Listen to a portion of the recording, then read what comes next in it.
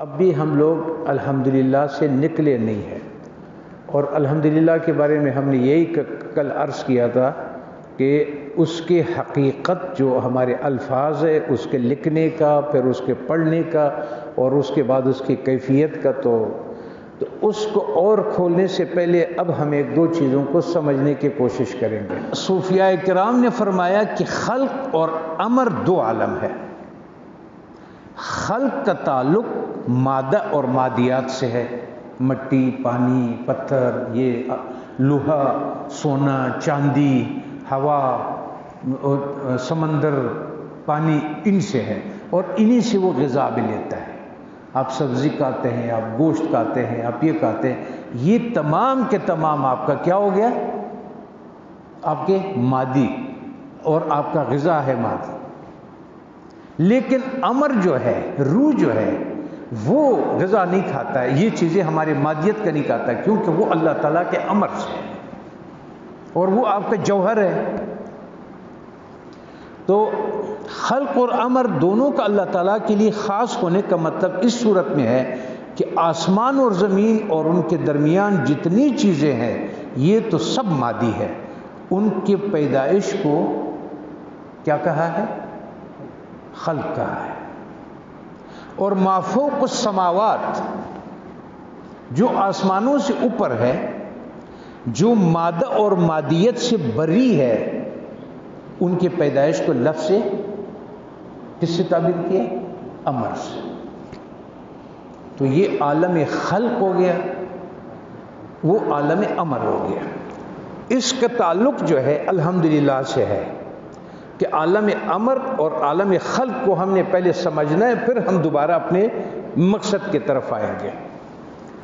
اب میں تھوڑا سا اس میں اس بات کو اور اچھی الفاظ میں اچھی طریقے سے بیان کرنے کے لیے میں آپ کو مجدد الثانی صاحب کے ایک مکتوب کی طرف آپ کا وقت لوں گا کہ وہ کیا فرماتے ہیں۔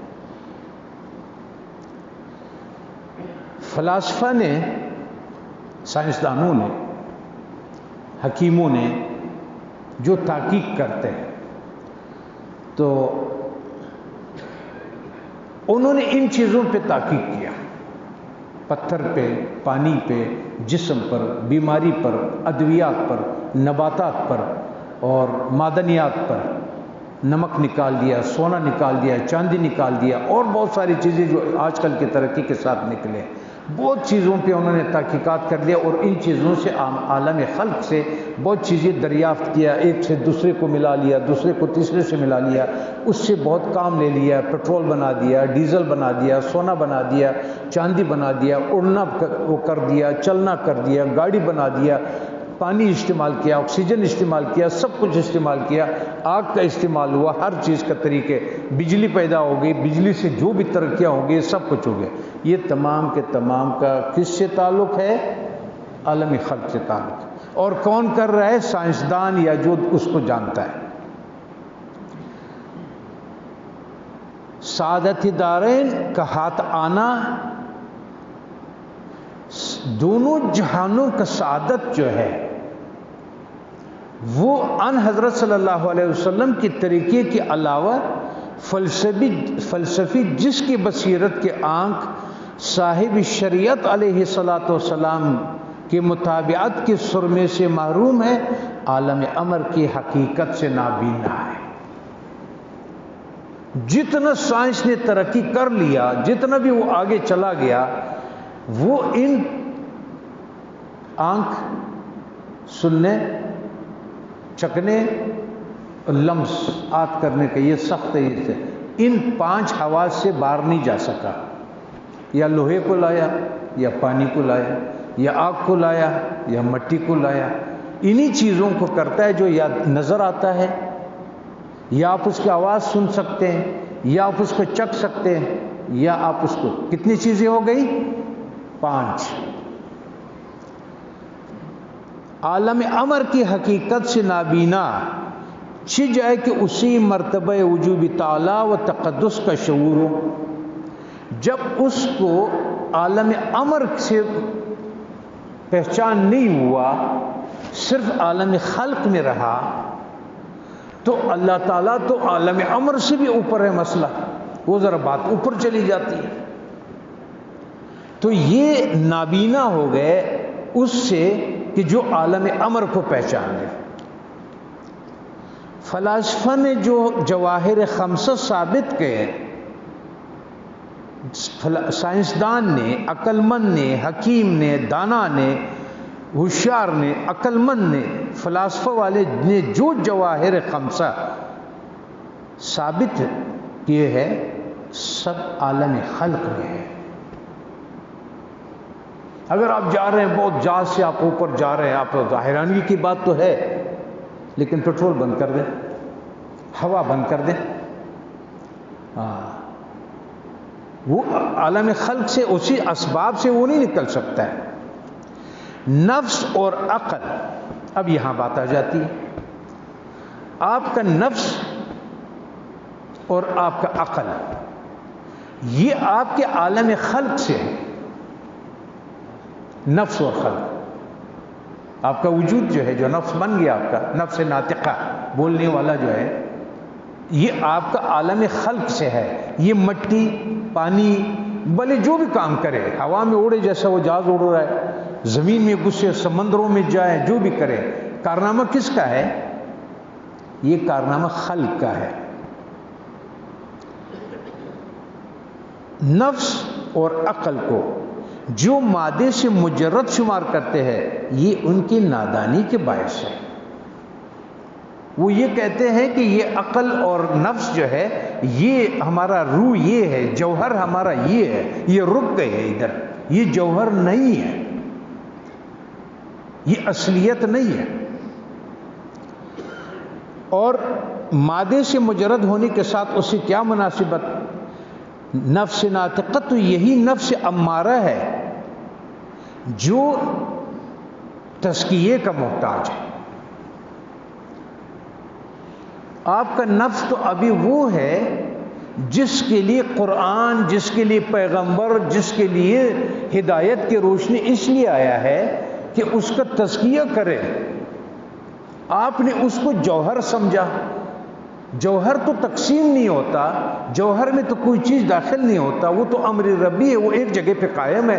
اللہ تعالیٰ نے اس کا ایسا بنایا ہے جس کا وجود اس مادیت سے نہیں ہے، نہ آپ اس کو کم کر سکتے ہیں، نہ اس کو کہتے اکائی۔ آئنسٹائن نے جو دریافت کیا تھا کہ اکائی کے بعد جب اس کو، اب مثال کے طور پہ 1 2 3 4، اب واپس نیچے آ جائے، 1 کو بھی آپ تقسیم کر سکتے ہیں، 2 کو تقسیم کر دیا تو 1 ادھر ہو گیا، 1 ادھر ہو گیا، 1 کو بھی تقسیم کر دیا تو اس کا آدھا ہو گیا، اس کو بھی تقسیم کر لیا، اب آپ آ گئے 0 پر۔ یہ اکائی ہے، 0 کو تقسیم کریں، 0 تقسیم نہیں ہو سکتا۔ من امر ربی، جگہ گئے اس کے امر ربی تک جب آپ پہنچ گئے تو اس میں آپ کا یہ والے سارے خلق ادھر نیچے رہ جاتے ہیں۔ نفس ناطقہ تو یہی نفس امارہ ہے جو تزکیے کا محتاج ہے، اس کی توجہ اور ہمت بالذات کمینگی اور پستی کی طرف ہے۔ نفس کے جتنے دائرہ اختیار ہے، یا وہ شہوت مانگے گا، یا وہ حرص مانگے گا، یا اچھا کپڑا مانگے گا، اچھا نام مانگے گا، اچھی شہرت مانگے گا، وہ اچھا دولت مانگے گا، وہ اپنا عزت مانگے گا، اچھا خوراک مانگے گا، اس کا اچھے نیند مانگے گا، اچھا مکان مانگے گا، اچھا دولت اور خزانے مانگے گا، وہ کہے گا کہ اور دے دو، اس کو ایسے کر لو، اس کو تو اپنے اس کے علاوہ، اس کمینے کا تو اور کمینگی کے علاوہ اس کے کام نہیں ہے۔ کیوں کہ اس کے تمام تعلق اس عالم خلق سے ہے۔ بات سمجھ آئی ہے آپ لوگوں کو یہ کہ میں آگے چلوں؟ اور مادے سے مجرد ہونے کے ساتھ اسی کیا مناسبت؟ آپ کہتے کہ یہ مجرد ہے، یہ روح ہے، او بھائی یہ تو تقسیم ہے، حرص میں یہ مبتلا ہے، بیماری میں یہ مبتلا ہے، عجب میں یہ مبتلا ہے، غفلت میں یہ مبتلا ہے، خالق کی نافرمانی میں وہ مبتلا ہے، رب کی نافرمانی میں وہ مبتلا ہے، رب کے مقابلے میں وہ کھڑا ہے، اس نے تمام راستے اپنے غلط کیے۔ آپ یہ کہتے ہیں کہ یہ مجرد ہے؟ سائنسدان یہ کہتا ہے کہ یہ ہمارا نفس سب کچھ ہے۔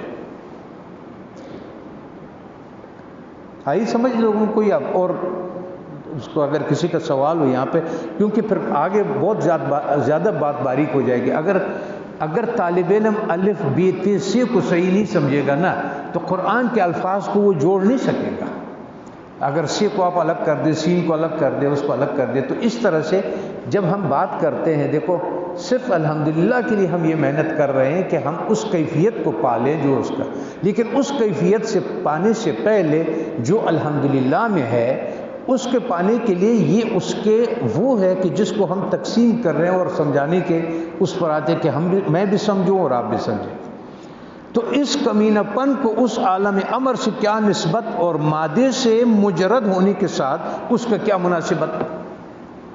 وہ تو مجرد ہے، وہ تو تقسیم نہیں ہوتا، زیرو تقسیم نہیں ہوتا.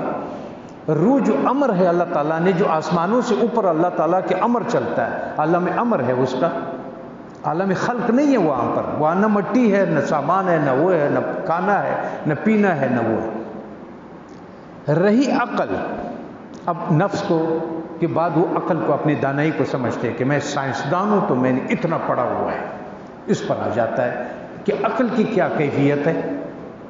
رہی عقل تو معقولات میں سے صرف ان امور کا ادراک کر سکتی ہے جو محسوسات سے مناسبت رکھتی ہے. آپ کا عقل صرف ان چیزوں کو محسوس کر سکتی ہے کہ جو محسوسات سے تعلق رکھتی ہے. جس کو آپ محسوس نہیں کر سکتے اس کا عقل وہاں کوئی جا نہیں سکتا. اور محسوسات وہی 5 چیزیں ہیں.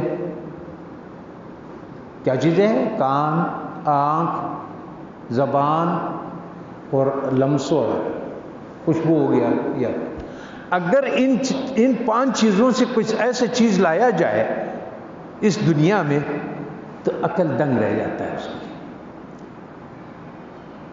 تو آپ کا عقل جو ہے ان امور کا ادراک کر سکتی ہے جو محسوسات سے تعلق رکھتی ہے یا مناسبت رکھتی ہے، بلکہ جو محسوسات کے حکم میں ہے. لیکن وہ چیز جو محسوسات سے مناسبت نہیں رکھتی ہے اور مشاہدہ میں آنے والی اشیاء میں سے جن کا کوئی شبہ اور مثال نہیں ہے، نہ اس کا مثال ہے، جو عالم امر کی چیزیں ہیں کہ میں مثال آپ کو دے دوں کہ عالم امر کی چیزیں اس طرح ہے. جب چیز کا مثال نہ ہو عقل اس کو کیسے تسلیم کرے؟ عقل کو چاہیے ایک مثال، عقل کو چاہیے ایک وجود، عقل کو چاہیے ایک میٹیریل. یہ سخت ہے، یہ غلط ہے. پھر بات کرو تو میں کہتا ہوں، آپ کہتے ہیں کہ میں اوپر جا رہا ہوں، عقل کہتا ہے کیسے جاؤ گے؟ وہ کہتا ہے میں لکڑی لے آؤں گا، 2 لکڑیوں کو ایسے رکھوں گا، بیچ میں ایسے ایسے ایسے ایسے ایسے کر کے میں اوپر لے جاؤں گا. ٹھیک، تو ہو گئی سیڑھی. اب عقل کو اب بات سمجھ آ گئی اور اس نے بنا بھی دیا. ہمارے تمام اوپر جگہ کے لیے سیڑھیاں جا رہی ہے. یہ عقل نے محسوسات میں سے اور اس اپنے دائرے میں سے کر کے آپ کو دکھایا. لیکن اگر ایسا اوپر جانا ہو کہ جو مادیت کے بغیر ہو، عالم امر سے اوپر جانا ہو، تو پھر کیسے ہوگا؟ پھر عقل ادھر کدھر رہ جاتا ہے.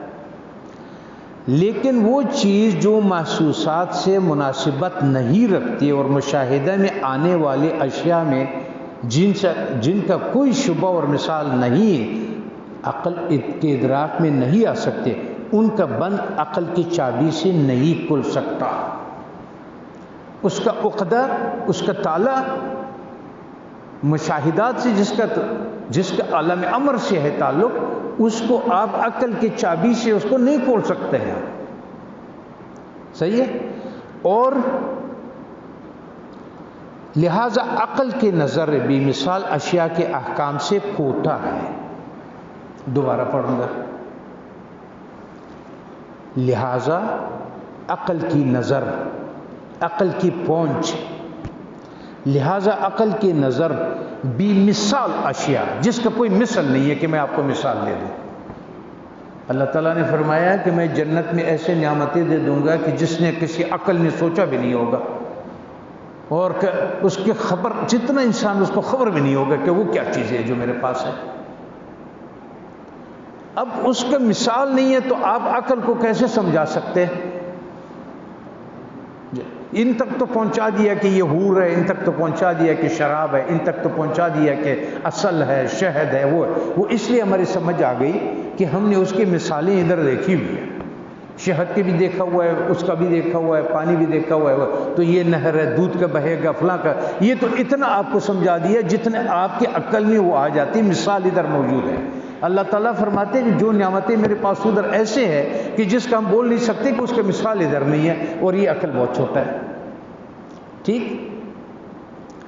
اور ان کا تو اشیاء کے احکام سے کوتا، اور غیب کے میدان میں تو بالکل گمراہ ہے۔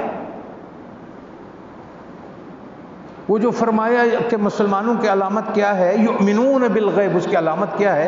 ایمان لے گا غیب کے اوپر۔ یہ غیب کا لفظ اللہ تعالیٰ نے کیوں فرمایا؟ وہ اس لیے فرمایا کہ وہ ایمان اللہ پہ لانے کا وہ ہے کہ اللہ تعالیٰ کا کوئی مثل، اللہ تعالیٰ کا کوئی مثال، اللہ تعالیٰ کا کوئی یہ کہ میں آپ کو یہ کہوں کہ وہ اس طرح ہے، اس کا ذات اس طرح ہے، وہ ہے نہیں۔ تو اور اس کے بعد وہ لوگ ہیں جو کہ ایمان تو لے آتے ہیں، اور کس پہ لے آتے ہیں؟ یؤمنون بالغیب، یؤمنون بالغیب۔ تو اور غیب کے میدان میں تو بیچارہ عقل بالکل گمراہ ہے، اور یہ اس کی عالم خلق میں سے ہونے کی علامت ہے۔ عقل بھی آپ کو عالم خلق سے ہے، بوڑھا ہو گیا تو عقل کم ہو گیا، بادام کھایا تو عقل تیز ہو گیا، میاں بیوی زیادہ نہیں لڑے تو بچے تھوڑے ہوشیار آئیں گے۔ وہ سارے باتیں جو آپ کو عقل کی کرتا ہے، یہ کم و بیشی ہوتی ہے عالم خلق سے ہے۔